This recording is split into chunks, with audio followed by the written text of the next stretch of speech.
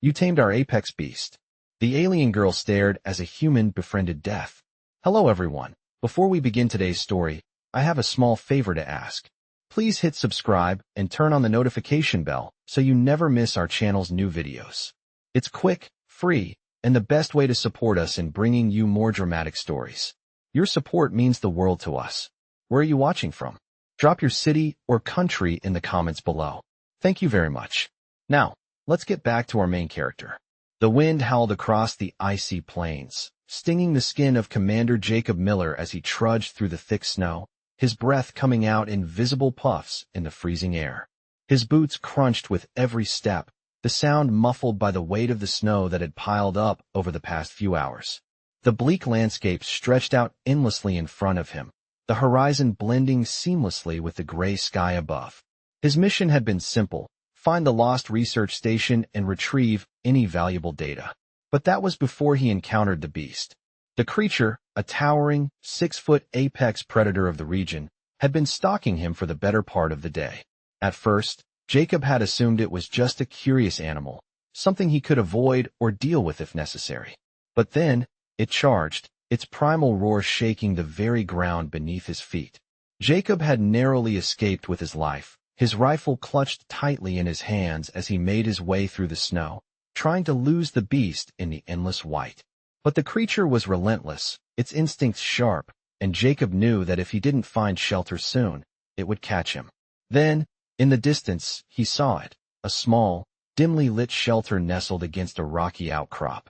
His heart raced as he made his way toward it, his tired muscles protesting with every step. He didn't know what he would find inside, but it was his only chance. As he neared the entrance, he saw a shadow move against the dim light. His hand instinctively went to the grip of his rifle, but he paused when he saw her. A figure, tall and graceful, with vibrant purple skin and glowing eyes, stood before him. She looked like no creature he had ever seen before, and for a moment, Jacob wondered if he had stumbled into some kind of alien dream.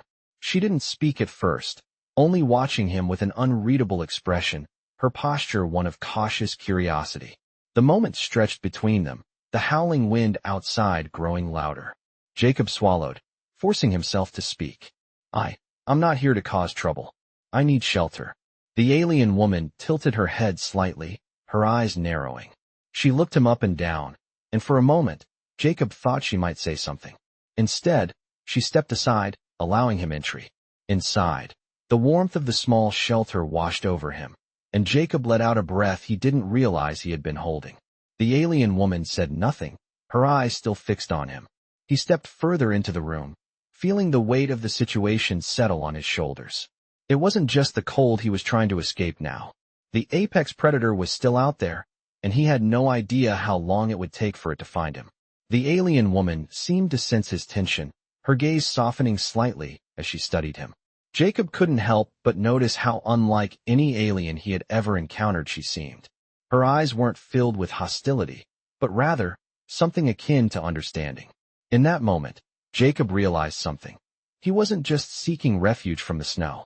He was also seeking refuge from his own fear, and perhaps, just perhaps, he had found it in the most unexpected of places. I am Jacob Miller, and I have made it this far because of instinct. In the world I come from, survival is often about the choices we make in the moment, and I had made the choice to live. But here, in this alien place, I wasn't just fighting for my life against nature's elements or a savage beast. I was now caught in a quiet war of unfamiliarity, and the enemy was nothing like the monsters I had once fought. The woman before me was as much an enigma as the planet I was stranded on. Her presence was captivating in a way that made everything else fade into the background. She was watching me with an intensity that was hard to decipher. It was as though she was measuring me, testing whether or not I could be trusted.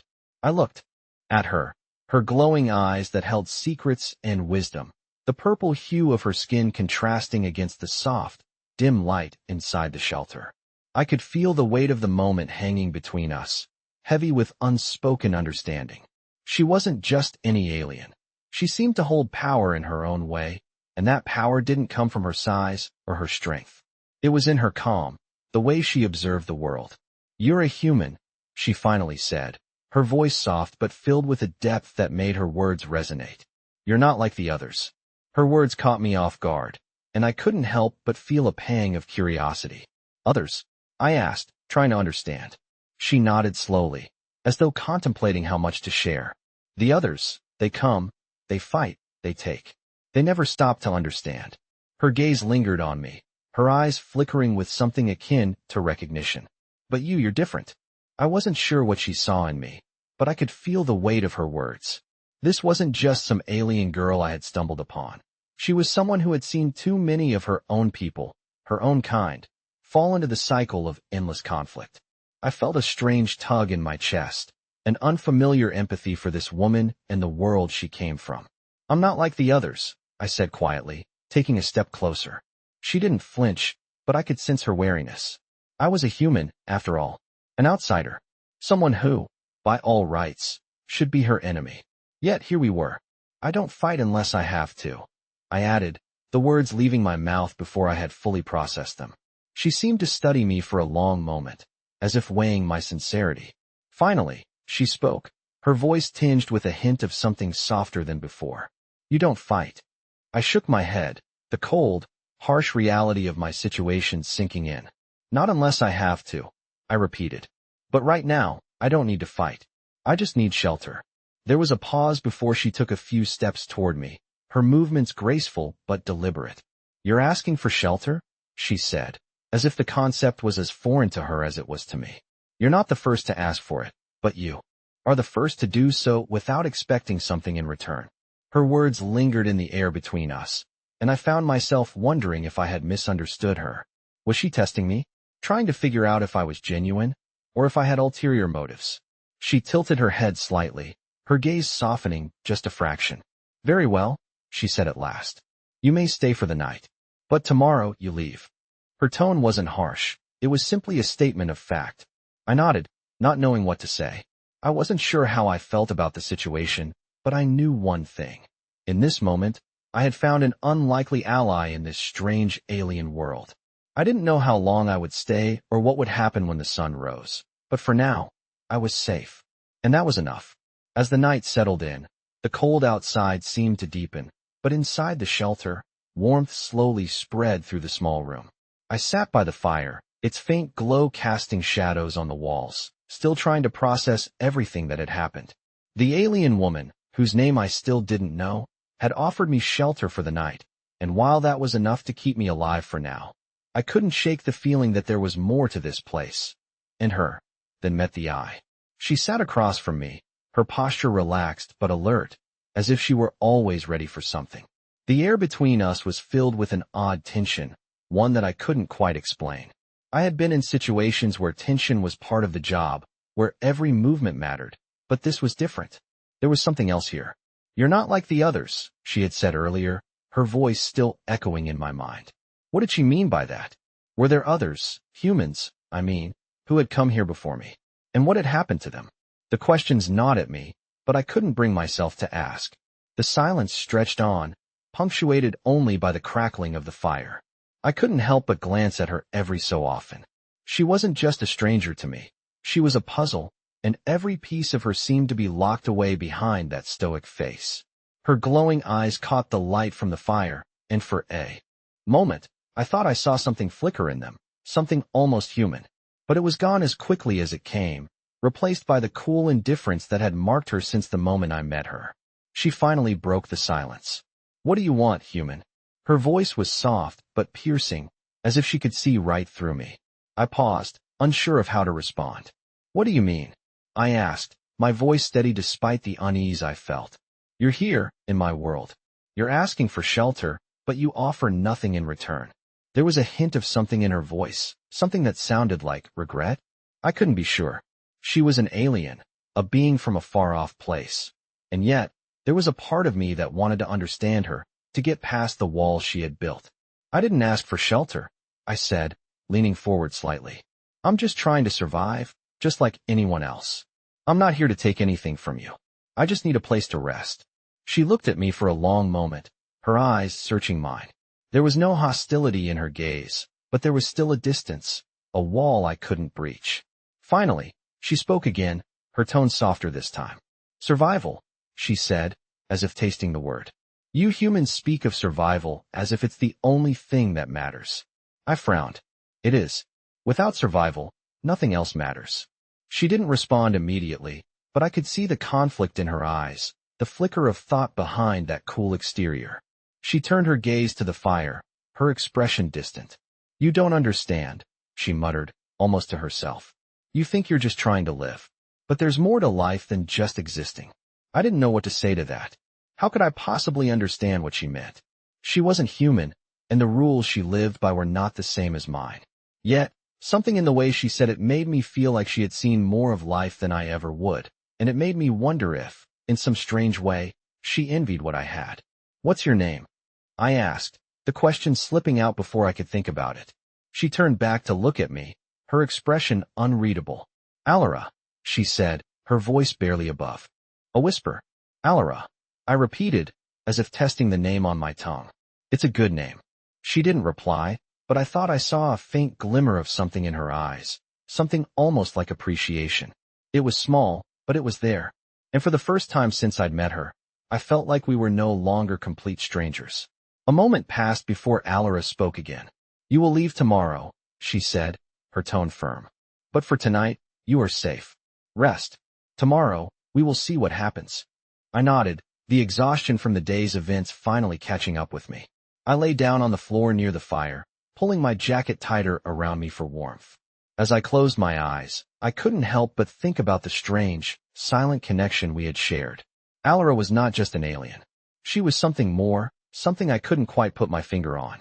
And for the first time since I had crash-landed on this desolate planet, I felt like I was beginning to understand what survival truly meant.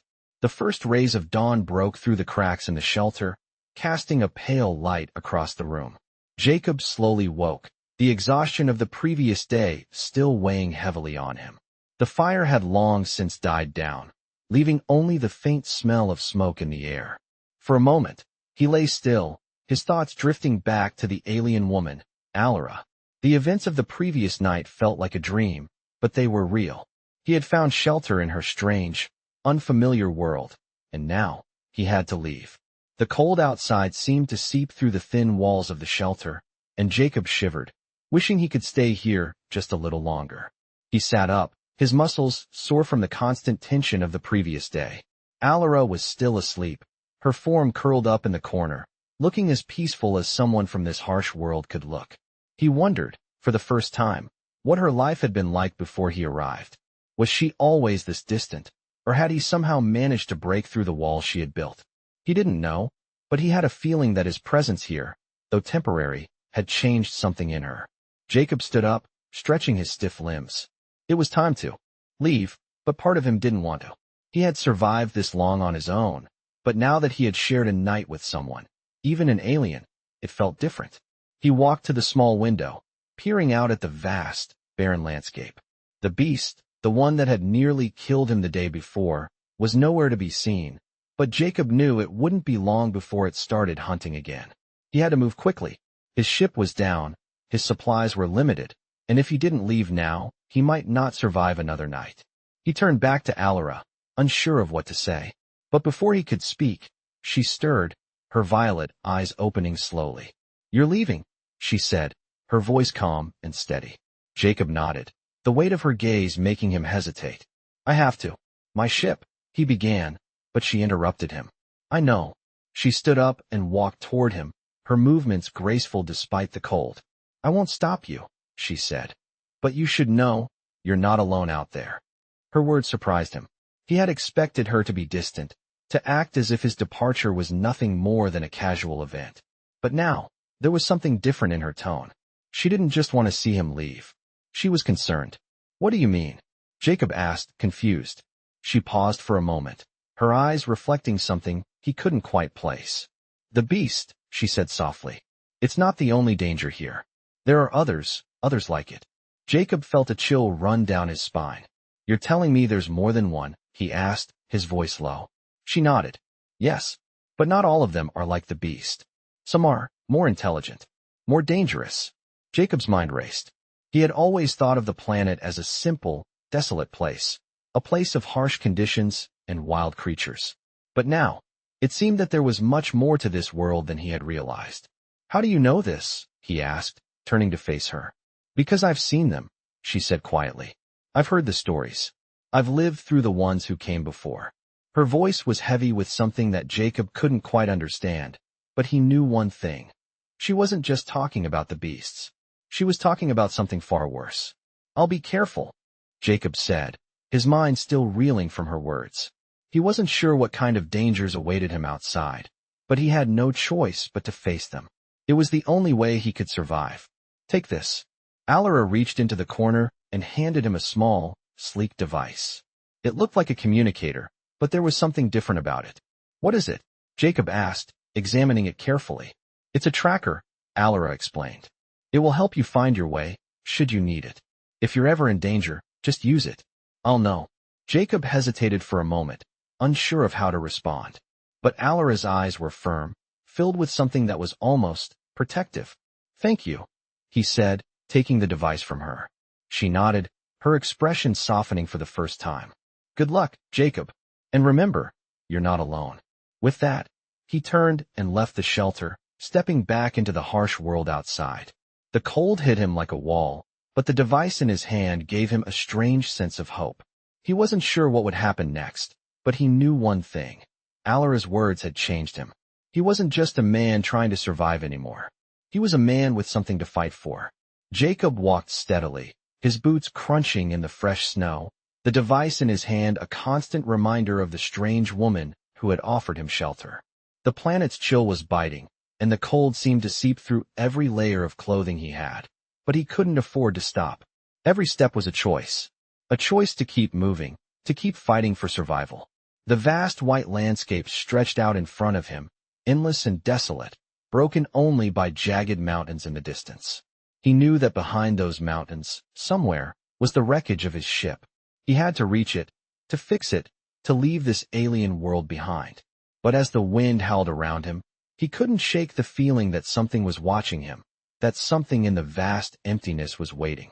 He paused, adjusting the strap on his backpack, and glanced around. The snowstorm had picked up, and the world around him had turned a ghostly white. His breath formed clouds in the air, and the only sound was the howling of the wind. He felt it again, that sense of being watched. Jacob wasn't a superstitious man, but he had been in enough hostile environments to recognize the feeling. This wasn't just the cold or the storm. There was something out there, something waiting. A low growl echoed through the snow. Jacob's body tensed, his senses going on high alert. It was faint, but unmistakable. His eyes scanned the horizon, looking for any sign of movement. Nothing. Then, the growl came again, this time louder. He didn't need to hear it twice. It was the beast, the apex predator that had stalked him the day before. It had found him. He started to move faster, his heart racing in his chest, the urgency of the situation spurring him forward. He had to reach the shelter of the mountains before it was too late. As he trudged through the deepening snow, the growls grew louder, closer, until Jacob could hear the pounding of its feet behind him. He didn't look back. He couldn't afford to. All that mattered was the mountains, the only hope for safety. His muscles burned, but he pushed through the pain, driven by the instinct to survive. The beast was relentless, but Jacob was faster. He had no choice. Every step was a race against time, a battle between him and the relentless force chasing him. The wind screamed around him, but he didn't slow down. The mountains were just ahead, just within reach. The growl grew louder, closer, but Jacob's legs carried him faster, pushing him towards the rocky outcrop he had spotted earlier. Just a few more steps. He could make it. The snow was up to his knees now, but the rocks were in sight. He could do this. With a final burst of energy, Jacob leapt toward the rocks, scrambling up the slope as quickly as he could. His heart pounded in his chest, the adrenaline pushing him to the edge. The moment his foot hit the rocky ground, he heard it. The beast's roar, primal and furious, reverberated through the mountains. He didn't stop to look back. He didn't dare. He climbed higher, finally reaching a narrow crevice between two large rocks, just big enough for him to squeeze into. The growls continued, but they were distant now. Jacob pressed himself against the cold stone, trying to steady his breath. He had made it. For now he was safe. He closed his eyes, taking a deep breath, feeling the rush of victory wash over him. But there was no time to rest. The beast was out there, and he knew it wouldn't stop until it had him. Jacob pulled the device from his pocket, his fingers trembling slightly as he activated it. A small, blinking light appeared on the screen, a signal from Alara. He had forgotten about her. She had given him the tracker, and now it was his lifeline. He didn't know how far it would lead him or where it would take him, but for the first time since his crash, he had a sense of purpose. He wasn't just running anymore. He was going to fight, to survive. He wasn't alone. Alara's words echoed in his mind. You're not alone out there. He hadn't understood it at the time, but now, it felt like the truth. He wasn't just a man fighting for his life anymore. He was part of something bigger. And somehow, that made all the difference. Jacob's fingers tightened around the tracker as he sat in the narrow crevice, the low growls of the beast still echoing in the distance. His heart was still racing, and he knew that every second mattered now. He had narrowly escaped the apex predator, but the real danger was only just beginning. The mountains had offered him shelter, but they would not protect him forever. He needed to move, to keep pushing forward. He looked down at the tracker again, the blinking light giving him a small but undeniable sense of direction. Alara had sent this to him. It was a lifeline, and somehow, it felt like she was still with him, even in this desolate place. The wind howled around him, but he didn't move immediately. There was something else he had to consider. Alara's words echoed in his mind. You're not alone out there. It had sounded so simple when she said it, but now, it carried a weight he hadn't fully understood until this moment. Out here, in the cold and the danger, the thought that someone like her, was keeping an eye on him, offering him a chance, made all the difference. He wasn't alone. He wasn't just running. He was running towards something, toward survival. Slowly, Jacob stood up, his muscles aching as he made his way out of the crevice and back into the harsh wilderness. The snowstorm had died down slightly, but the cold was still oppressive, biting into his skin. He glanced at the tracker again, the blinking light guiding him toward what he hoped would be safety. But the journey ahead was far from certain. He had no idea what lay in the mountains, or what dangers might still be waiting for him. But he knew one thing. He couldn't afford to stop. He took a deep breath and started walking, his steps slow but deliberate. Each movement took him farther from the shelter he had found, farther from the immediate danger, but also into the unknown. The landscape stretched out before him like an endless sea of white, and it was hard to shake the feeling that something was out there, watching him. He could feel the weight of the beast's pursuit lingering in the air, and every sound, every shift in the wind, felt amplified. It was only a matter of time before he would face another challenge, but he had no choice but to keep moving. As he walked, his thoughts turned back to Alara. She had been the one to offer him shelter, the one to warn him about the dangers of the planet. She had given him the tracker, a gift he didn't fully understand, but he knew it was more than just a tool. It was a sign of trust. She had seen something in him, something different from the others. It was a small comfort, knowing that someone out there believed in him, but it also filled him with a sense of responsibility. He wasn't just surviving for himself anymore. He was surviving for her, too. After hours of trudging through the snow, Jacob came to a small ridge. He paused, looking down at the valley below, where the faint outline of a structure appeared against the snow-covered landscape. It looked like an old research station, its walls weathered and battered by time, but still standing. It wasn't much, but it was something. It was the first sign of civilization he had seen since he crash-landed on this planet. His heart quickened at the sight of it. It was the direction the tracker had led him to, and though he was wary of what he might find, it felt like the only place left to go. He approached the structure cautiously, the snow crunching beneath his boots as he made his way toward it. As he got closer, he saw the doors were slightly ajar, as if someone, or something, had recently been inside. His hand instinctively went to the rifle at his side, but he hesitated. This wasn't the time for violence. He had no idea what he might find in there, but he knew he couldn't approach it with hostility. He was no longer just a man on the run. He was someone with a purpose. He pushed the door open slowly, the creak of the hinges echoing in the silence. Inside, the air was thick with dust, and the faint scent of decay hung in the air.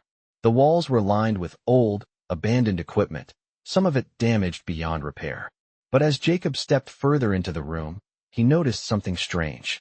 a faint glow coming from a corner of the room. He moved toward it, his curiosity piqued. There, in the corner, was a terminal, its screen still active, flickering with a series of unreadable symbols. It was old, but it was still working. Jacob stepped closer, his fingers brushing the surface of the terminal. The screen flickered again, and suddenly, a series of numbers and letters appeared. It looked like a code, but what it meant, he had no idea. This was it. This was his chance. The information he needed, the way off this planet, could be right here in front of him. He had to figure it out. But first, he had to stay alive. And that meant moving quickly. Jacob's mind raced as he approached the terminal, the knowledge that the beast and other dangers were still out there pushing him forward. This was his chance. He couldn't waste it. Jacob stood in front of the terminal, his eyes scanning the code that flickered on the screen. He had no idea what it meant, but the knowledge that this could be the key to getting off the planet pushed him forward. His fingers hovered over the keyboard, hesitant but determined. He had always been good with technology, a skill he had honed during his time with Earth's military. But this was different. The alien symbols were unlike anything he had seen before, but he had no choice but to try. With a steadying breath, he started typing, his fingers moving quickly across the keys. The screen flickered. Again, this time with a series of numbers, followed by more symbols. The language of the terminal seemed to shift and change as he typed, responding to his inputs. Jacob's mind raced. This was it, the moment he had been waiting for. He wasn't just trying to survive anymore. He was trying to escape. He had to get off this planet, had to find a way back to Earth. But the more he typed, the more it became clear that this wasn't going to be easy. The terminal was fighting him, as if it had a will of its own. He paused, wiping sweat from his brow, feeling the pressure of time pressing down on him. The beast was still out there, and though it was likely too far away to hear, Jacob knew that staying here too long would only make him more vulnerable. He glanced back over his shoulder, his senses on high alert. The quiet hum of the terminal was the only sound, but in the stillness of the room, every creak of the building felt like a warning. With a deep breath, he pushed forward. He knew the risks, but the alternative was worse. Jacob's fingers flew over the keys again, and finally, a message appeared on the screen. It was still in alien symbols, but this time, there was a message at the bottom, access granted. Jacob felt a surge of relief, but it was short-lived. The terminal suddenly began to beep loudly, and the screen shifted to show a map of the planet, marked with various locations. His eyes scanned it quickly, locking onto the point labeled exit. It was far, far away from where he was now, but it was his only option. He had to get there. He grabbed the device from his pocket, checking the blinking signal from Alara. The light was still on, and he had no doubt she was tracking him. The thought of her quiet strength, gave him a strange sense of resolve. He wasn't alone, not really. Alara was out there, watching over him. He wasn't sure how she knew, how she could track him, but it didn't matter. What mattered was that she believed in him. He wasn't sure what he would find at the exit, but there was a chance it would lead him to a way off this planet. A way back to Earth. But the path wouldn't be easy. It never was. Jacob turned toward the exit of the research station, his heart racing. The snowstorm outside had calmed somewhat, but the cold was still unbearable. He pulled his jacket tighter around himself, knowing that every step would be a battle. He had to keep moving, to stay focused. There was no time to waste. As he stepped into the cold, the wind hit him like a wall. It was harsh, unforgiving, but he had no choice but to face it. The map on the terminal had given him a direction, but it was up to him to find the way. The mountains in the distance were daunting, but they were his only option. He knew the terrain well enough from his earlier travels, and though the storm had masked the true danger of the landscape, he couldn't afford to hesitate now. Every step took him closer to the exit, and though he had no idea what awaited him, he was determined to reach it. He could feel the tracker's weight in his pocket, and he couldn't help but wonder if Alara was still watching.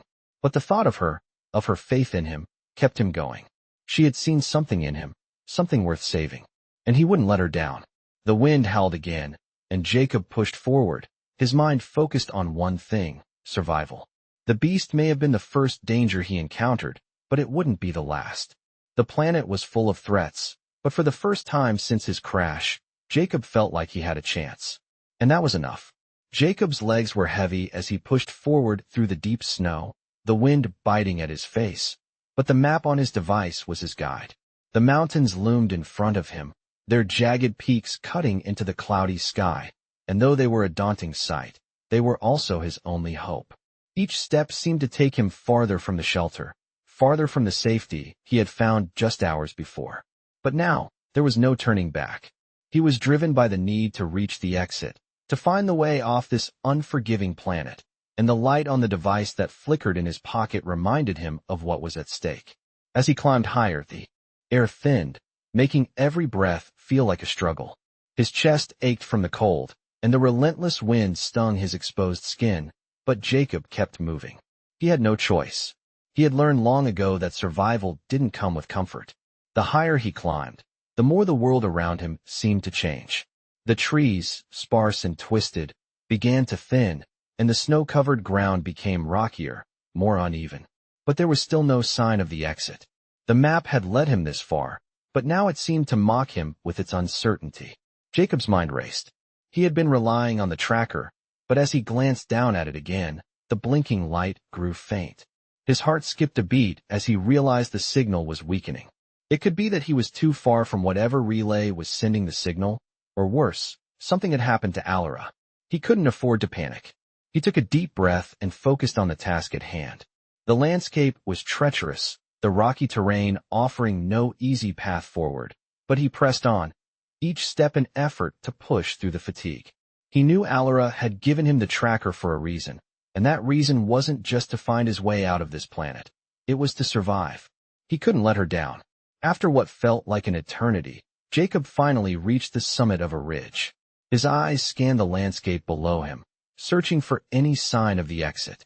And then, just as he was about to give up, he saw it. A distant light, faint, but unmistakable. It wasn't much, but it was enough. He felt a surge of hope and adrenaline. The light was his goal, his chance to escape, and he wasn't going to stop now. As he made his way toward the light, the wind began to pick up again, swirling around him with a force that made it difficult to see.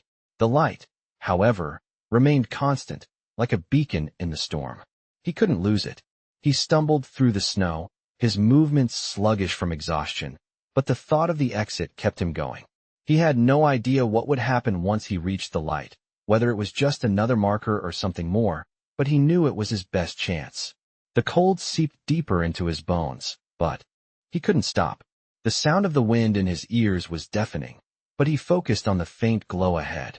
As he closed the distance, he began to notice something else. The landscape was changing again. The snow was thinner here, and the ground beneath his feet felt different, firmer, more stable. The light grew brighter, more defined, until he could finally make out the shape of a structure ahead. A building. It wasn't much, but it was shelter. He could feel his heart pounding in his chest as he approached, his legs heavy with exhaustion, but he knew he couldn't stop now. The building was closer, and with each step, his hope grew. It was real. He was almost there. But as he neared the entrance, something else caught his attention. A sound, distant at first, but growing closer. A low, rumbling growl. Jacob's heart skipped again, and he froze. The beast. The growl was unmistakable. It was too close. Jacob glanced around, looking for cover, but there was nowhere to hide. His breath caught in his throat as the growl grew louder. The beast was coming for him. He had no time to hesitate. The light from the building flickered again, and Jacob made a split-second decision. He darted toward the door, praying it wasn't too late. The growl was right behind him now, but he didn't look back. He slammed the door open, his pulse racing, and stumbled inside, the warmth of the building enveloping him like a welcome embrace. The door slammed shut behind him, cutting off the sound of the beast's growl, but Jacob didn't feel safe yet. He had made it inside, but he had no idea what awaited him. He wasn't alone, and the journey wasn't over. But for the first time in what felt like forever, he allowed himself to breathe. He had made it. For now, Jacob leaned against the cold, metal wall inside the building, his breath still heavy from the run. He could feel the adrenaline slowly fading, leaving behind a deep fatigue that threatened to pull him under. His pulse had slowed, but the urgency remained. He had made it inside, but what now? The building was dark, its interior illuminated only by the faint glow of emergency lights scattered along the walls.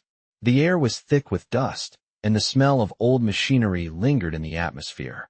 Jacob's eyes adjusted to the dimness as he moved cautiously deeper into the structure. His hand was still wrapped tightly around the tracker, the small device in his pocket a constant reminder of the fragile connection he still had to the outside world, to Alara. As he moved through the building, he noticed more signs of abandonment: crates, wires, and what looked like old supplies strewn about. The place had clearly been untouched for a long time.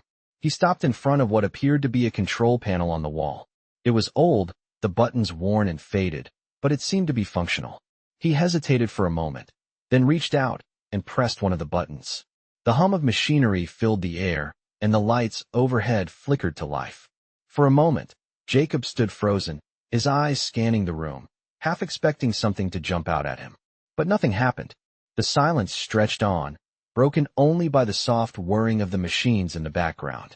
He took a step forward, closer to the panel, and began to examine it. The buttons seemed to correspond to different parts of the station, possibly systems he could access. He wondered if there was anything here that could help him, something that would get him closer to the exit or perhaps a way off this planet. As he studied the panel, the faintest sound broke through the stillness. It was the sound of movement, soft but unmistakable. Jacob's heart skipped a beat, and his hand instinctively reached for the weapon at his side. He slowly turned toward the source of the sound, his senses on high alert. The silence that followed was deafening. For a moment, he thought it might have been his imagination, a trick of the wind or a creak from the old building. But then the sound came again, this time louder, closer. Jacob's breath caught in his throat. He wasn't alone.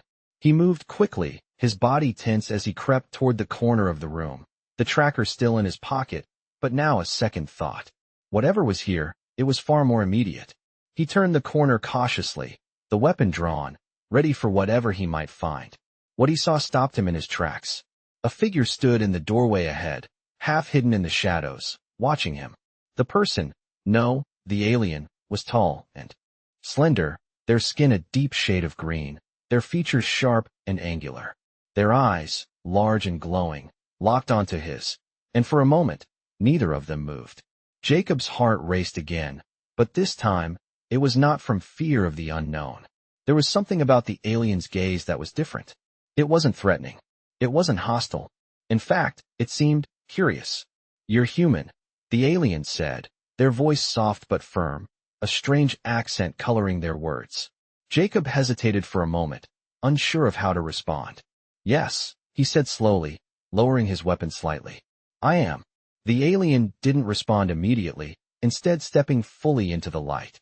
Their movements were slow, measured. There was no aggression in their posture, only caution. "Why are you here?" the alien asked, their voice a mix of curiosity and suspicion. Jacob searched their face for any sign of hostility, but found none. "I'm looking for a way out," he replied. The alien's eyes narrowed slightly, as though they were processing his words. "Out," they echoed. "From this place?" Jacob nodded. "Yes.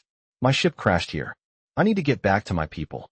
The alien's gaze softened, but there was a sadness in their eyes, a heaviness that Jacob couldn't quite place. "You think you can leave?" the alien asked, almost to themselves.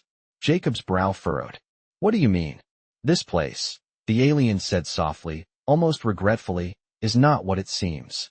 The words hung in the air between them, thick with meaning. Jacob didn't understand.